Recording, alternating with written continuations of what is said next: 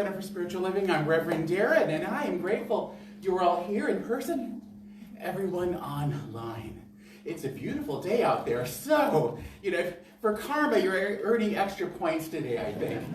Making the decision not to be out there playing, but to be in here, hugging, singing, praying, playing with us, revealing the light that is within you, so that we may be able to leave this building in an hour and shine our light to everybody else. How does that sound? And for those who are hungry, we get to shine our light at Lutz Casino, a restaurant in downtown. We're going there for our second Sunday lunch. So planting seeds, if you're not hungry yet, you will be hungry soon. So thank you for being here. Thank you for watching online. We have a great Sunday. Let's stand up. Let's wiggle, let's clap, and let's enjoy the beautiful first song of our music program. Let us hear you all. Hey, it's Matt. How are you?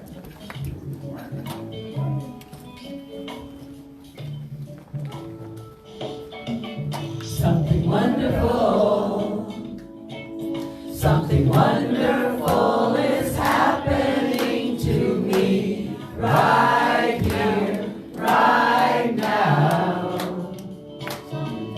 Something wonderful, something wonderful is happening to me right here, right now. I can feel it in my body, I can feel it in my soul, I can feel it in my heart, and it won't let go. Something wonderful, something wonderful is happening to me right here, right now. Something wonderful is happening to me right here, right now.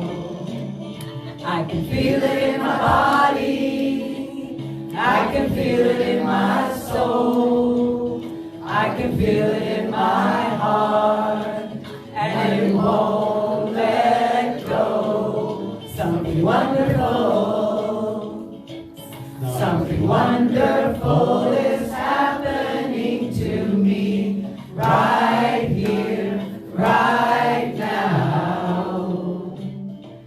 Something wonderful, something wonderful is happening to me right here, right now.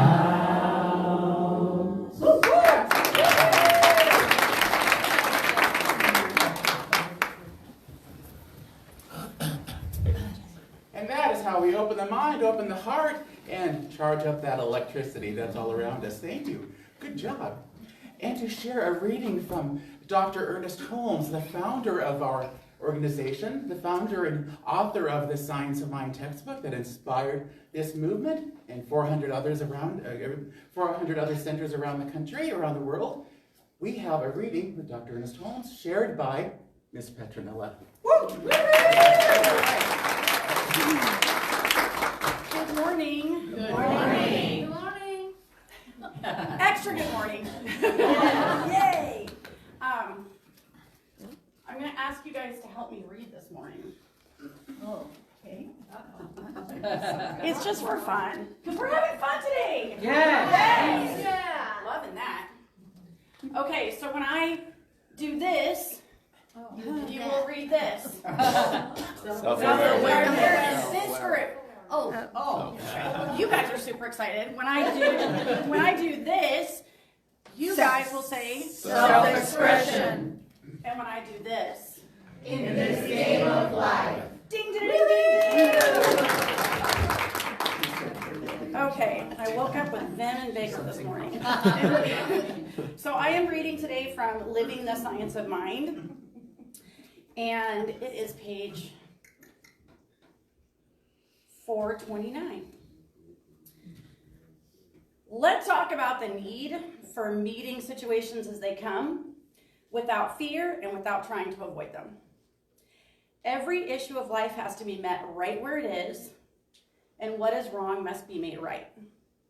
So coming to understand our psychological difficulties is how we clear the passageway in order that the original source of life can flow through us, unobstructed. And in the broadest sense, this is called self-awareness. It's a clearing up in the mind of the unconscious repressions and conflicts that are so deeply buried that we're only aware of them because they re-echo in everything we do, everything we say, and everything we think. So coming to self, coming to awareness, coming to understand why and how we started on that wrong path emotionally, explaining this to the self, this is what is meant by self-awareness. But self-awareness alone is not enough. For this reason, there is an incessant urge in everything to create, to express life, to come to the fruition of happiness, of peace, and of joy, and self-expression. Try that one again. Self-expression. Self-expression! I freaking love that!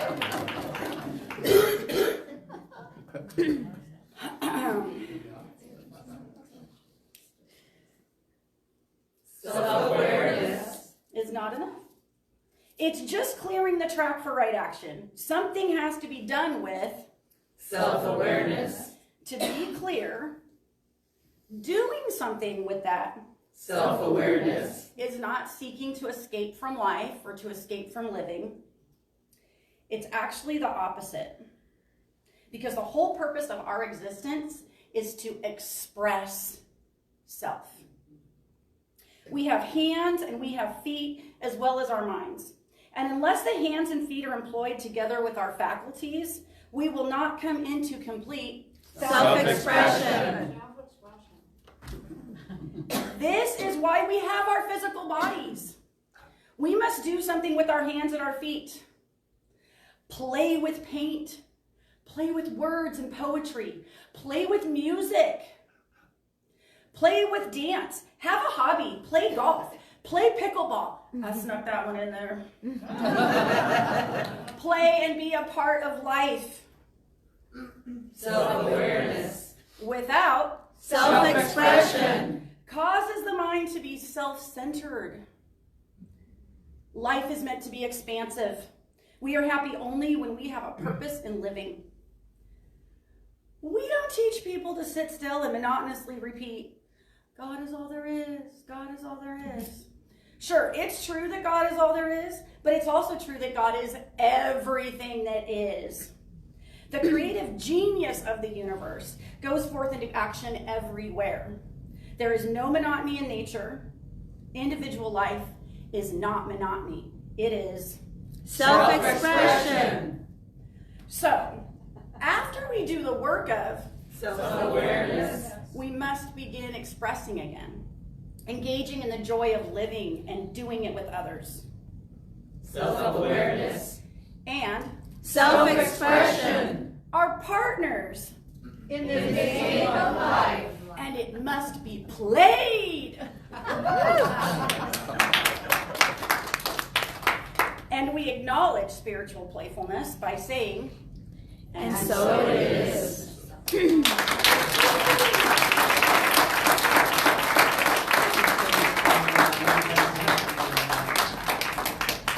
Thank you for playing with me this morning. We enjoyed it.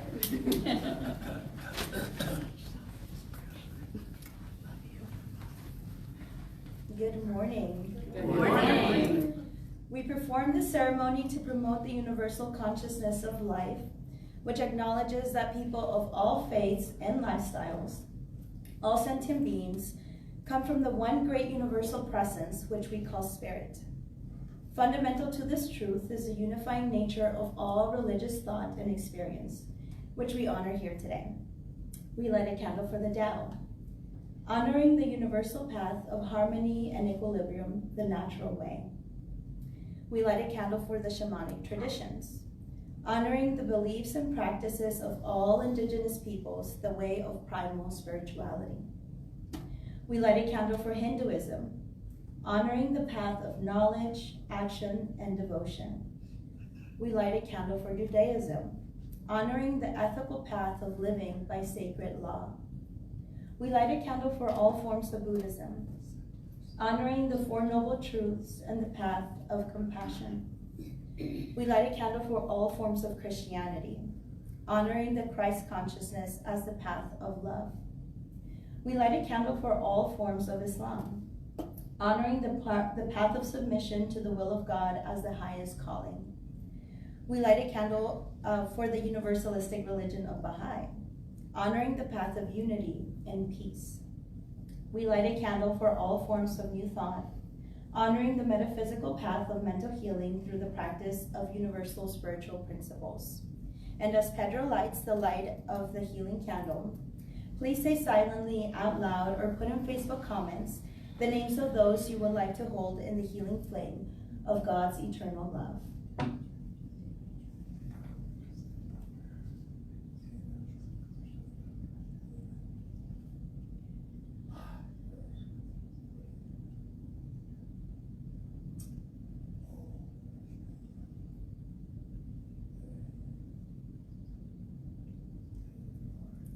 And with our eyes closed and our hearts and minds open, we recognize that there is oneness in the universe.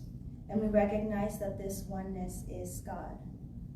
And because there is oneness, we are one with God. And as we affirm the well-being of our loved ones, we remember their truth, that their spirit is perfect, whole, and complete. And we remember and affirm this truth for all. Grounding into our oneness, we affirm peace, safety, belonging, and love for ourselves, for our loved ones, and even those who we may not know. Because we know we are all one with God, then we are one with love. We see with love. We listen with love. We think with love. We speak with love. We act with love. I'm grateful to know this truth and to have the privilege of speaking these words into existence. I now release these words onto the universe, knowing that the universe is saying yes to our affirmations of peace and love. And together we release by saying, and so it is. Thank you.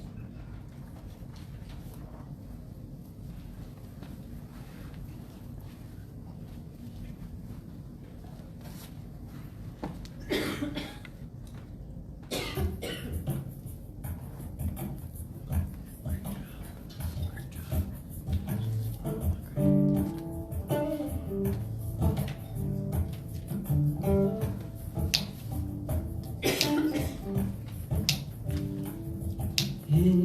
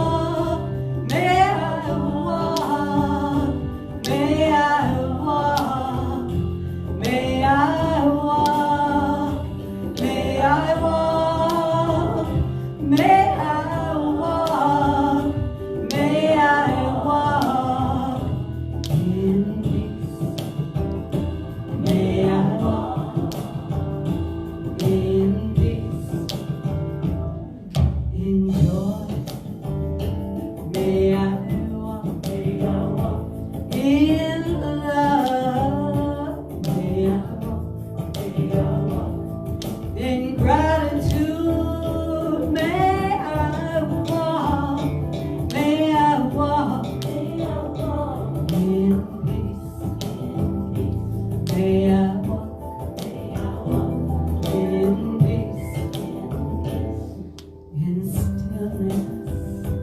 May I walk in forgiveness. May I walk in loving kindness. May I walk. May I walk. May I walk in peace. May I walk. May I walk in peace. May I walk. May I walk. May I walk. May I walk. May I walk. May I walk. May I walk in peace. May I walk in peace. May I walk in peace. May I walk in peace.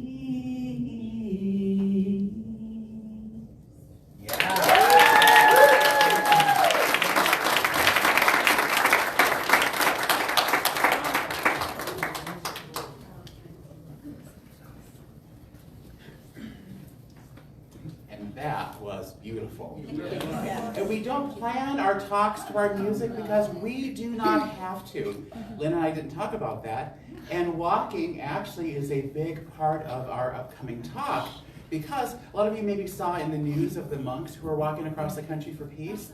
Well, we have our own personal monk who walked for peace, Swami Sankarananda, who several years ago walked through Yuma as he was walking from California to New Jersey. And it was an honor to meet him and an inspiration to hear. Number one, he didn't like walking. Didn't know anything about the desert, didn't want to be in the desert. Yet he listened to the voice within him that called him to do this wonderful work, not just for him, but for everybody that he met. And that includes us. So I'm grateful that he is not walking through Yuma right now. He still is actually in his ashram on the other side of the country, but thanks to the power of electronics, he is with us today. And he's in the comment section this morning too. So welcome our dear friend, Swami Sankarananda.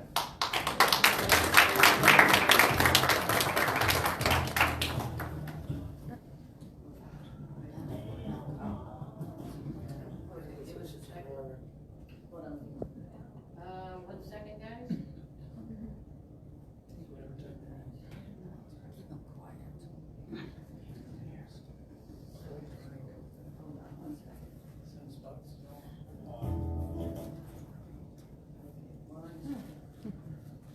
Swami shall find his voice.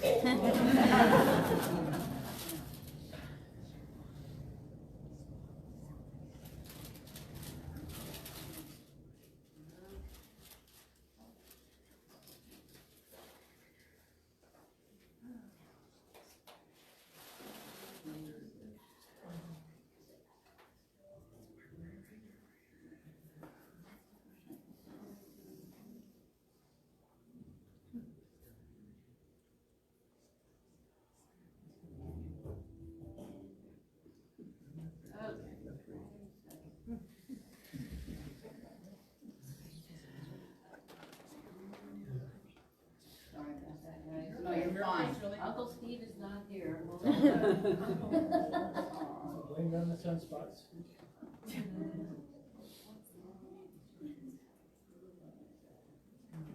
I'll quick tell Swami's story. Yeah, okay. Tell us. So what's interesting is people always ask Swami, how did you walk across the country? How did you do that? And at one of his speaking occasions, he asked them, how are you able to walk the spiritual path that you walk? He was with me in prison, when I was working as a chaplain. He came to talk to the inmates. And it was beautiful because they were there to hear him and to kind of marvel at what he had done, which was incredible. And he turned it around to them and said, look at you. Look at the path you are walking. How challenging that is. How confined you are. and how challenged you are to remember who you are, no matter what anyone thinks of you. I thought that was wonderful, that he turned it to them, for them to look within and to see the beauty of who they are, regardless of what they had done, regardless of where they were in life, and to teach them the beautiful message to be able to have freedom no matter where they are. Doesn't that sound good to us? Yeah. No Yes. matter where we are in life, if we're in Tacna, or if we're in Yuma, if it's Tuesday, or if it's Thursday, if we're at the temple, or we're at the edge of the landfill, to know that we are always beautiful spiritual beings, and that the peace that we're seeking, it's within us. Thank goodness we don't have to walk across the country. I wouldn't have gotten far. That would not have worked well. It's funny that next time that Swami came to us, he came, do you remember how he Here came? we are. In an RV. Go, let's let the real guy take it over. Good job, Reverend. All right, here we go, guys. Ready? All right. Here's the talk today. And I asked Darren for a suggestion, and here's what came back. Mindful personal responsibility. Sounds kind of like a high school teacher, doesn't it? Mindful personal responsibility. But it's a great topic. It's a very important topic. Here's the direction we'd like to go with this, and that is, and you'll see a consistent theme whenever I join you.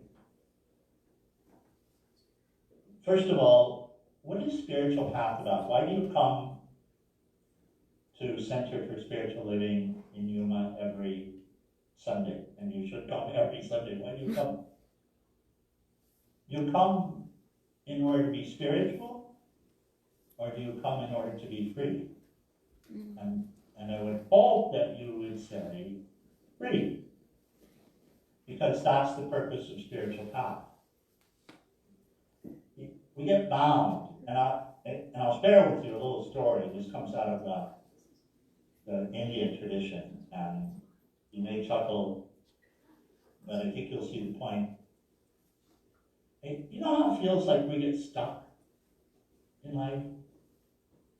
How we end up in a rut and can't seem to get ourselves out of it.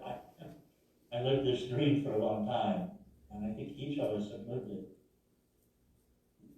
And so the question is, why am I stuck? And this has to do with the question of bondage and freedom. And these are related. So here's the story we're given from the Indian tradition.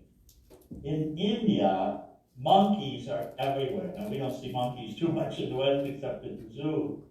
But in India, they're all over. They're all over. And they're not seen as really sweet and cool in India. Generally, they're seen as pesky pests.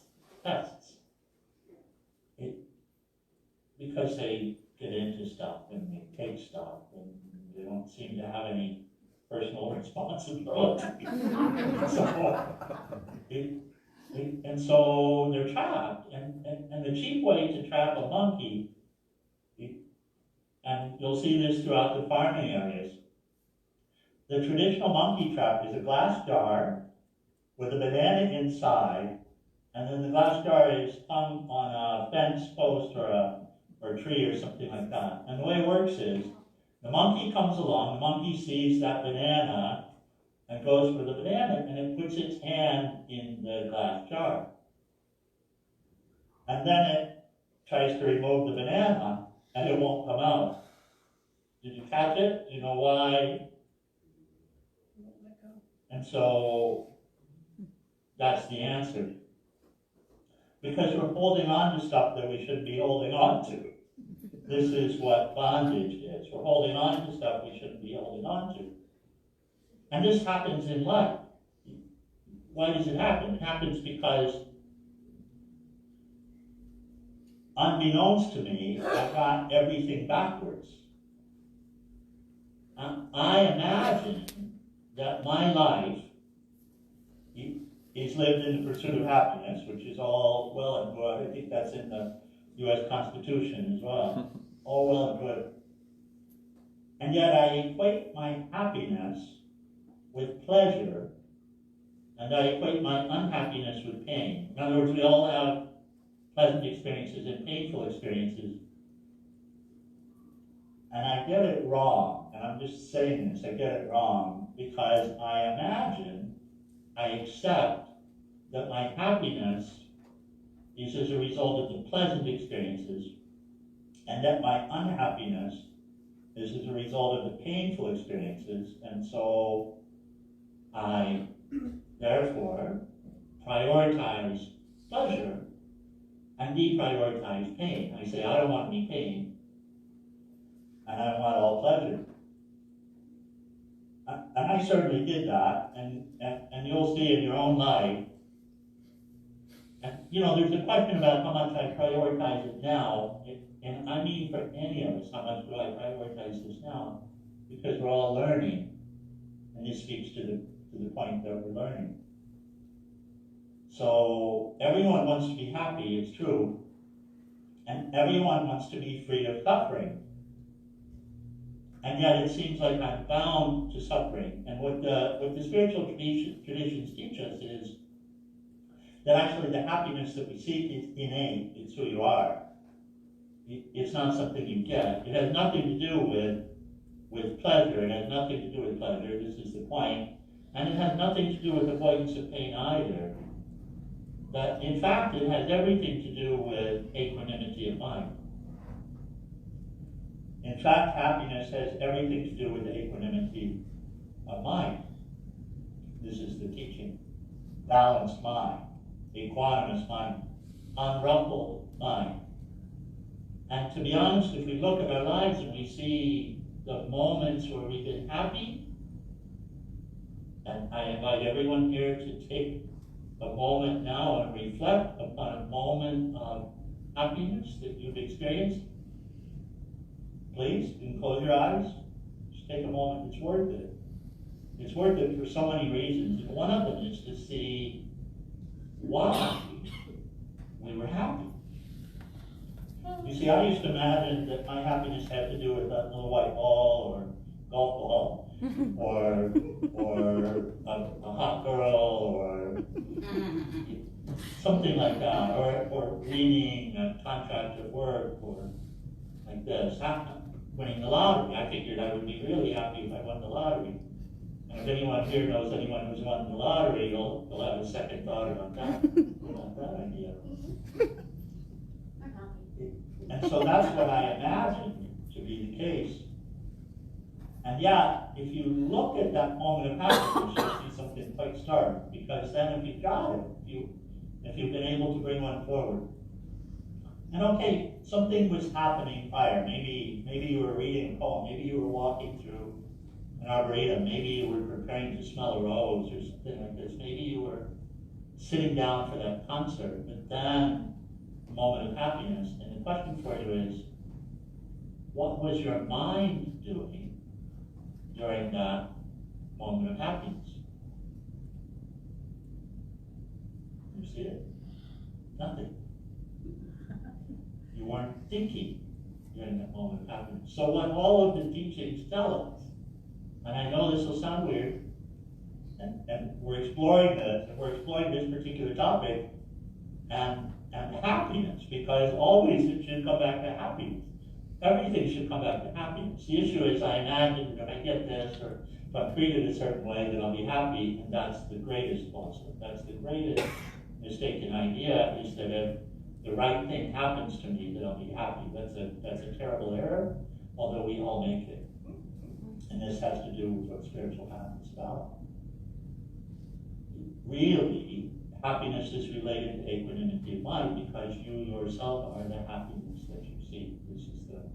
This is the point. In fact, I'll share something here from the Buddha, and this is the essence of the teaching of the Buddha. It's what is called the Dhammapada. Someone here might have heard of it.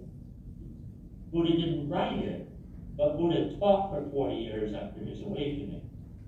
And the Dhammapada is a collection from the principal disciples of the Buddha, the principal students, what it was that the Buddha kept teaching over and over and over again. The first chapter of the Dhammapada is called the Twin Verses. And these first two verses tell us what's up in terms of happiness. Verse 1. This translation, beautiful translation from Thich Nhat Hanh. Mind is the forerunner of all actions. All deeds are led by mind, created by mind. If one speaks or acts with an unwholesome mind, suffering follows, as surely as the wheel follows the hoof of the ox. That's verse 1. Verse 2. Mind is the forerunner of all actions. And just allow yourself to hear this. Mind precedes all actions. We say that. All deeds, all actions that we take are led by the mind and created by the mind. In other words, they happen in the mind first before they become physical actions. Now that's the opposite of what one might imagine in the worldly way, that it's not what I thought that matters, it's what I did. But actually what I did because I thought it first. Very quick to catch this. All deeds are led by mind, created by mind. If one speaks or acts with a wholesome mind, happiness follows, as surely as one's shadow that never leaves. And so, where we're coming with this is we have this big topic that sounds like a heavy topic, mindful personal responsibility. So, Swami, why are you talking about Dhammapada and thought, and why aren't you talking about personal responsibility? Well, I'm talking about happiness, is what I'm talking about. That should always be what it is. It's all that anyone wants is to be happy. Yeah? And how much happiness do you want? A little, it's okay. Just every now and then be happy, it's fine. That's all I need. I'll be happy. Not being happy most of the time. Here's a funny one. We talk about satisfaction, which would be related to this. What is it? The Rolling Stones, I can't get no satisfaction. So satisfaction would be akin to this.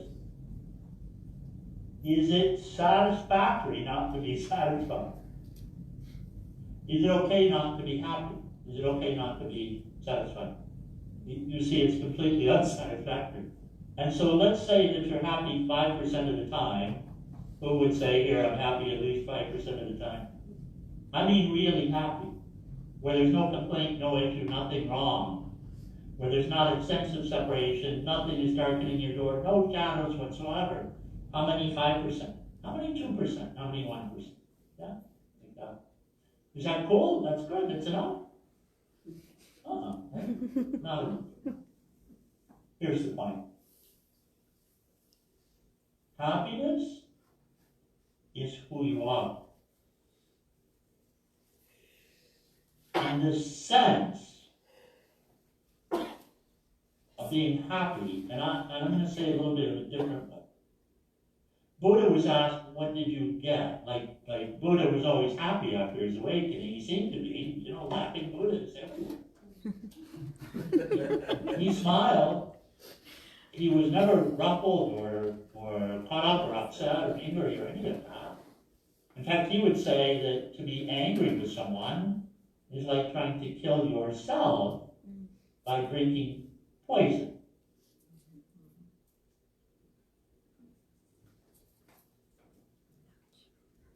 Normally, you would think that you'd want to take out the other person, but here's the point.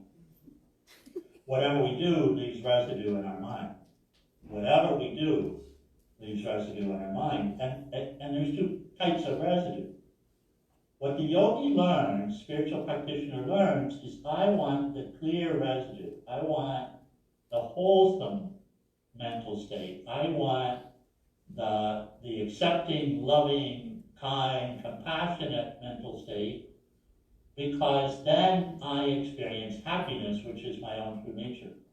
And if I don't get that mental state, and I get the mental state where there are problems everywhere, and this person's an idiot, and that person, and then I don't have any happiness. This is the point that's being made.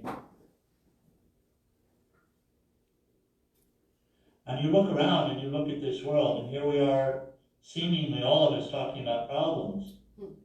It would seem as if there's less happiness now than in the past, correct, because of all the problems. But is the cause of the unhappiness more problems? Or is it the mental state? And the teaching will say it's the mental state. And we'll have to work it out for ourselves. But this is it. I think I shared this in November when I was with you. 2 people go to prison, and we have our dear Reverend Darren, who has his day job at the prison as chaplain. And so he could speak to this. He has this experience. 2 souls go to prison. Let's say they go on the same day to get the same sentence, whatever it is, and they're convicted of the same crime. 2 go. One of them says, "This is the worst thing that ever happened to me. I was wrongly convicted. Anyone that had anything to do with this, they're awful, they're terrible people. I've lost my freedom." That's what one says. The other one says, this is really cool because I've always wanted to learn meditation and to study, and now I'm going to have the opportunity to do it. And that happens too. Ask Darren, he'll tell you. Which one's right? Is it like that? They're just 2 perspectives, correct? They're valid. One of them could be said to be unwholesome, the other one could be said to be wholesome. Which is which? Is the state of the mind where there are problems everywhere, bad guys everywhere, is that wholesome or unwholesome?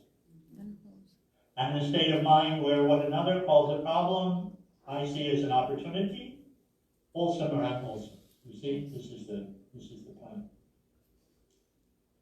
So now, if I may, let's come back. A peace building right here above my head. And I'm tempted to go with a peace building quote. So we will. She says, everything that we do, meaning everything that we think, we speak, and we do, should result in peace. Peace where? Peace in my inner world. If I have 2 choices, if I have the choice of having a mind where terrible people reside, or a mind where everyone at the center of their life is beautiful, and we just get caught up in stuff along the way, and life exists in order for us to learn how to see the beauty in every situation, the innate beauty. 2 different perspectives. Which one? Yeah? This is what we learn. This is the psychological and spiritual growing up both. And so everything that I think, say, or do should have the fruit of equanimity of mind, balance of mind, equipoise. And so, why is it that I should do what I say? Because if I don't do what I say, then I end up with an unwholesome state of mind. If I do what I say, and especially if I do what I say coming from the place of compassion, acceptance, responsibility, service, support, if I come from this place and I make a choice, and then I do it, what happens to the mind? The other phrase here inserted is mindful, mindful. And here's our challenge. And again, it's the opposite of what we would normally tend to believe. And this is why spiritual path is hard. Life is hard to begin with. I mean, life sucks until we find some happiness in it. And to imagine that happiness, that I'm a victim, and that other people control my happiness, that sucks even worse. We're not victims. This is the teaching. Seems like it. Until we assert within ourselves and we change the mental landscape. And we learn, no, I may not have control over the thing that happens to me, but I have complete and absolute control over how I see it. And I also have control over my motives.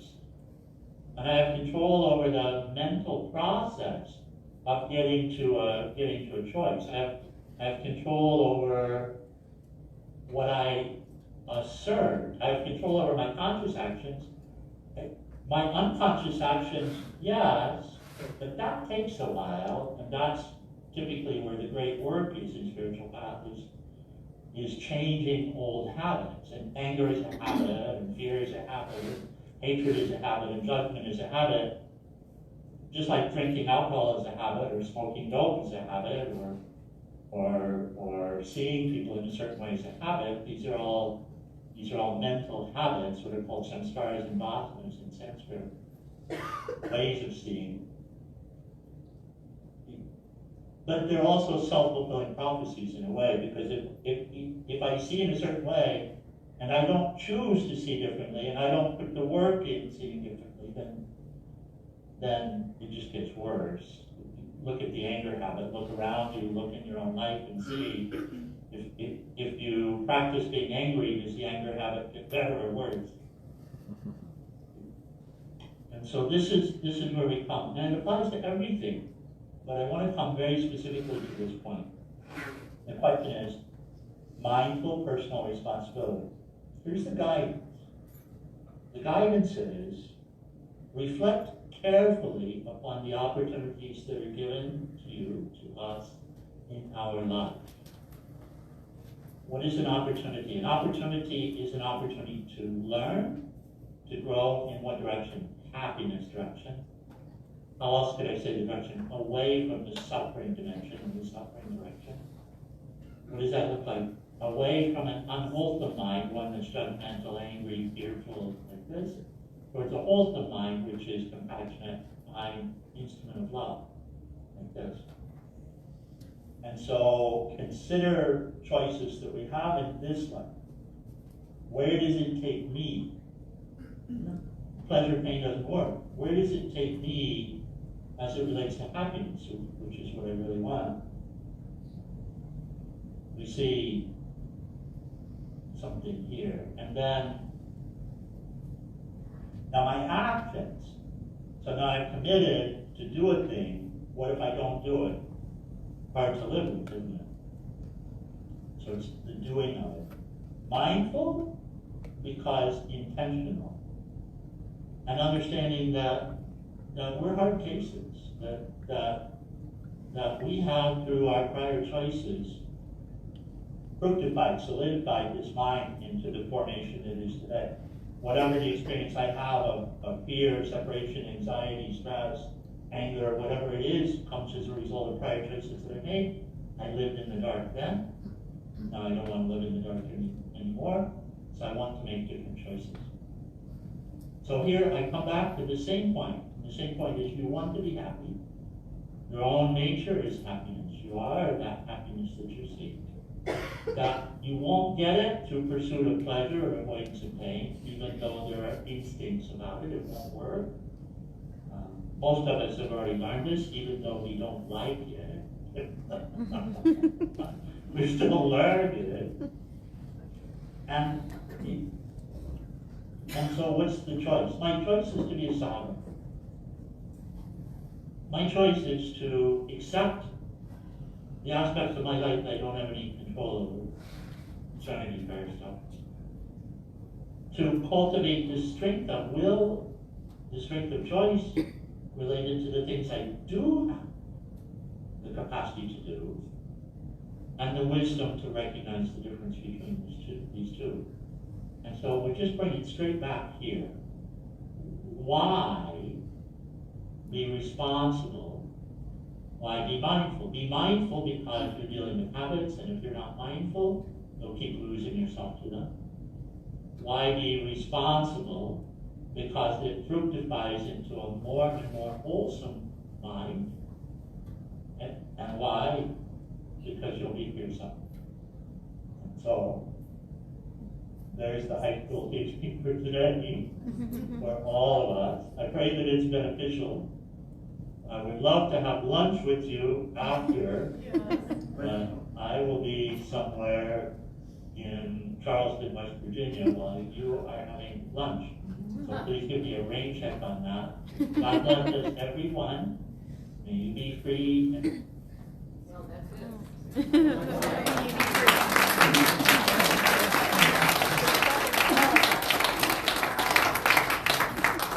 What a wonderful talk by Swami. And thank you, Swami, for always joining us in the comment section. And a wonderful way for us to keep in contact with him. And let's just affirm that he's able to visit us again in the flesh soon. So thank you, Swami.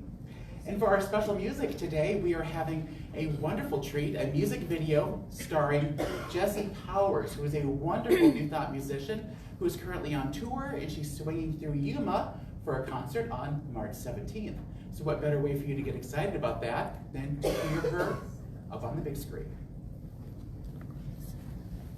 I've been dragging my feet again, can't seem to get my mind on the right track. It's been a couple of months now, and I keep hoping I'll get that high back. Why do I wake up to the sun and see only dark?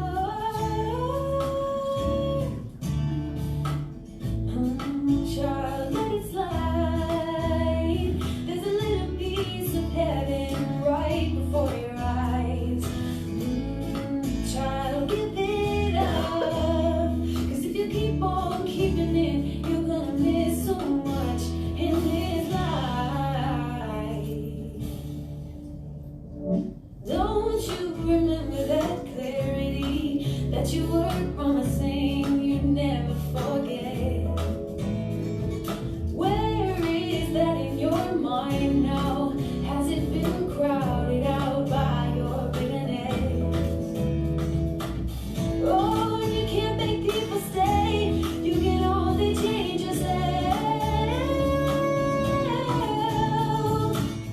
Oh, and the sooner you let go, the sooner you make room for something else. Oh, child, let it slide. There's a little piece of heaven right before your eyes. Child, give it up. 'Cause if you keep on keeping it, you're gonna miss so much in this life.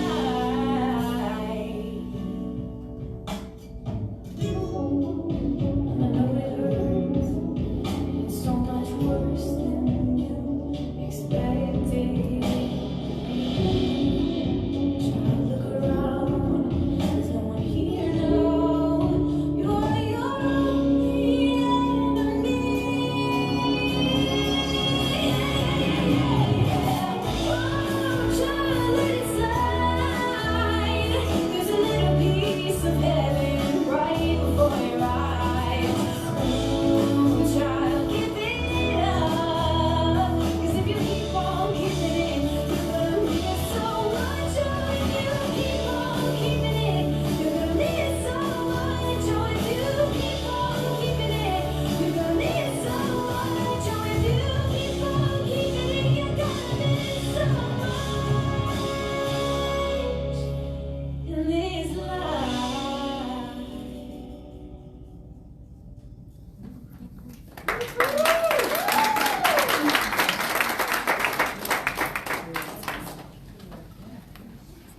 That is Jessie Powers. You can listen to her on YouTube, on Spotify, and her songs are inspirational, uplifting, insightful, and funny.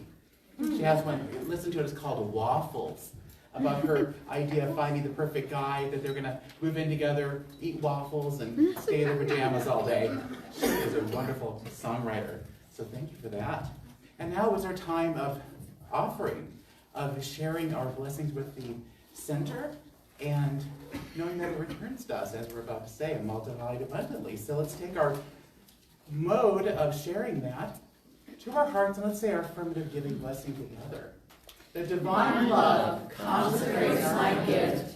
It goes forth to heal, to prosper, and to bless. It is evidence of my conviction that God is the source and substance of my supply. I I joyously contribute to the vision of this center, knowing that it returns to me multiplied abundantly, and so it is. So just repeat after us, okay?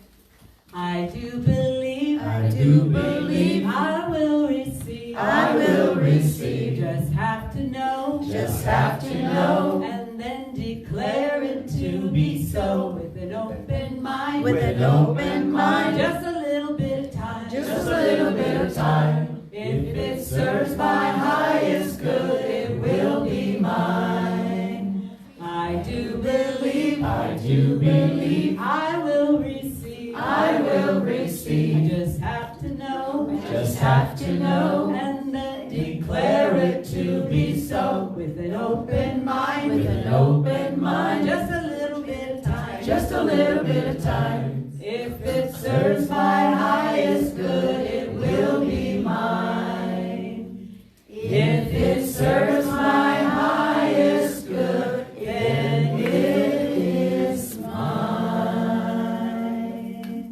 Beautiful. Please join me in prayer. Ooh, just riding that wave of smiles down into our hearts as we close our eyes, open our hearts, and that we remember that God is a power and a presence. Not some deity far off, but a power and a creative presence, a loving presence that is within us, as everyone, as everything. For God is all consciousness, and all is the consciousness of God. And how wonderful it is for us to remember that we need not seek outside of ourselves to find God, for it's right there within us. And that no matter upon who we place our eyes, that we see God looking back at us. Every single person and thing being the wholeness, the love, the joy, the perfection of God. So knowing this, let us look for this as we leave the center today. Look for God showing up in the people we meet, in the beautiful natural world, to see God in all the blessings that literally line our path and show up in our life. And we know that as we look with expectancy, we call even more good into our lives. This is this unlimited universe at work and at play in our lives, as it always says yes to us. It's a beautiful thing and a wonderful truth to celebrate. So let's do that now. Celebrating this truth by saying together, And so it is. Thank you. And thank you for your support of our center, for your contributions, and for people watching online, you can go to YCSL.com, and there's a link to give securely. So thank you. And before we do announcements, I want to say thank you.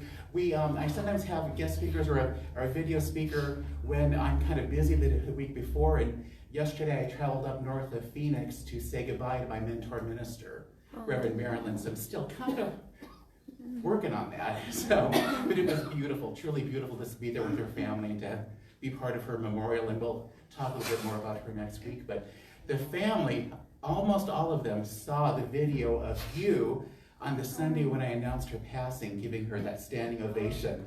That is our tradition here. And how uplifting that was, that your wave of love reached them in Phoenix, and they kept mentioning again and again, give our love and our appreciation to the spiritual family in Yuma. So thank you and good work.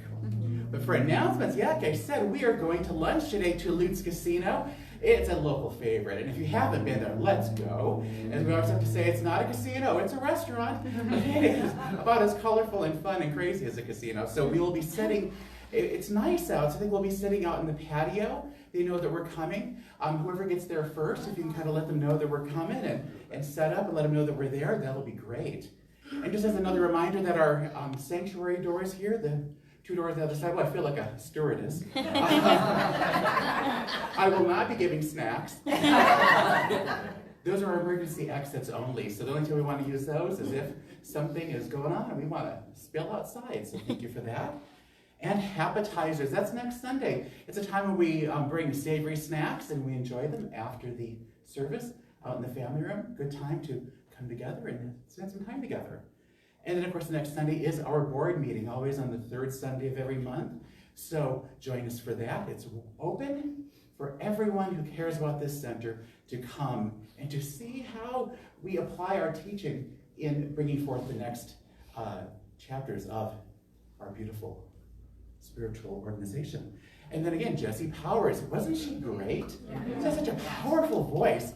So again, she'll be here Tuesday, March 17th at 6:30. Admission will be a love offering, whatever you want to give. That'll be wonderful, and what a great time to bring friends. She's had pretty good responses, nice audiences as she's come along. What I'd love to have her put on Facebook is, wow, Yuma showed up. Yuma packed the house, so let's do that. And we're gonna leave that night so happy and so filled with love, thanks to her energy, so thank you for that.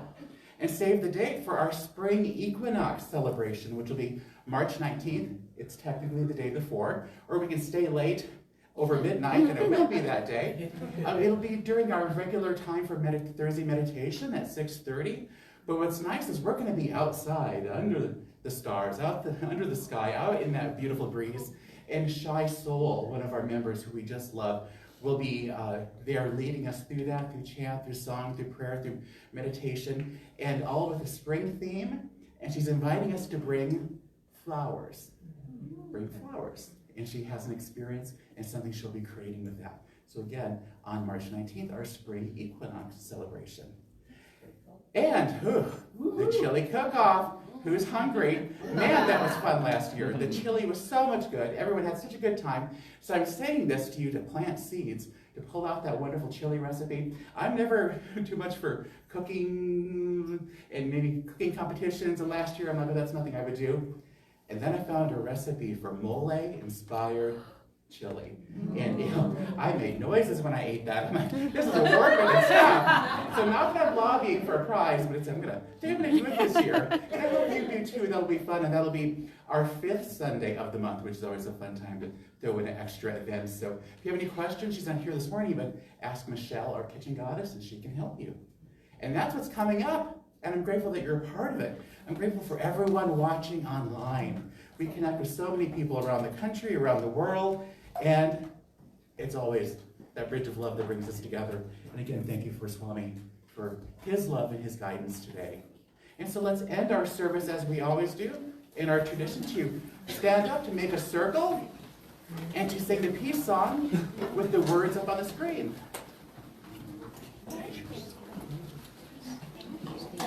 That's gorgeous.